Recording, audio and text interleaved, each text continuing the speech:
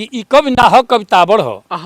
ई कवि ना हो कविताबड़ हो, एक कविता उबड़ खाबड़ हो। क्या बात है। ई कवि ना हो कविताबड़ हो, एक कविता उबड़ खाबड़ हो। गरई के कहे पटिया हो, गरई के कहे पटिया हो, पकहा के कहे कटिया हो। पकहा कटिया बिहार में जी।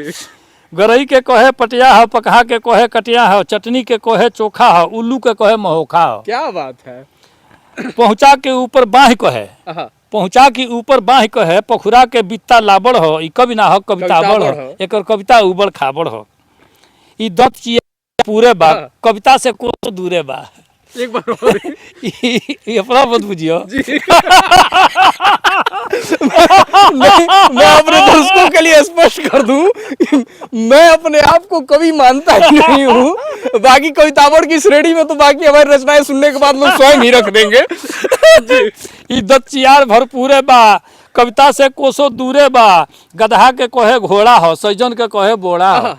गधा के कहे घोड़ा हो, सैजन के कहे बोड़ा हो। आ बिस्कोपड़ा कहे गिरगिट के, लिखहू में गिल्ला गाबड़ हो। ई कवि ना हो कविताबड़ हो, एकर कविता उबड़ खाबड़ हो। क्या बात है।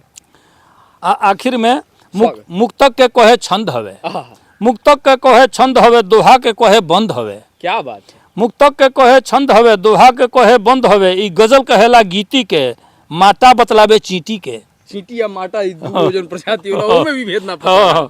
मुक्तक के कहे छंद हवे, दोहा के कहे बंद हवे। ई गजल कहेला गीती के, माटा बतलावे चींटी के। ई आपन गुरु अपन ही बा, प्रेमी बहसु चितचाबड़ हो। ई कवि ना हो कविताबड़ हो, एक कविता उबड़ खाबड़ हो। क्या बात है। निश्चित तौर पर भले ही यह रचना आपको सुनने में बहुत हास्य रस प्राप्त हो इस रचना से, लेकिन जो लोग साहित्य की साधना करना चाहते हैं, दो बातें बेहद महत्वपूर्ण इस कविता से जितनी मुझे समझ में आती हैं कि कविता में भले से अलंकारों का प्रयोग हो, लेकिन अलंकार भी सहज ज्ञान से परे नहीं होने चाहिए।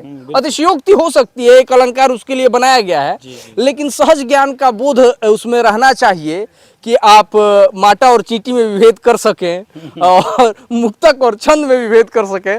अन्यथा आप, मैं या कोई भी व्यक्ति जो इन सहज ज्ञान से परे रहता है वो कवि नहीं, क्या होता है गुरुजी? कविताबड़ होता है। कविताबड़ होता है।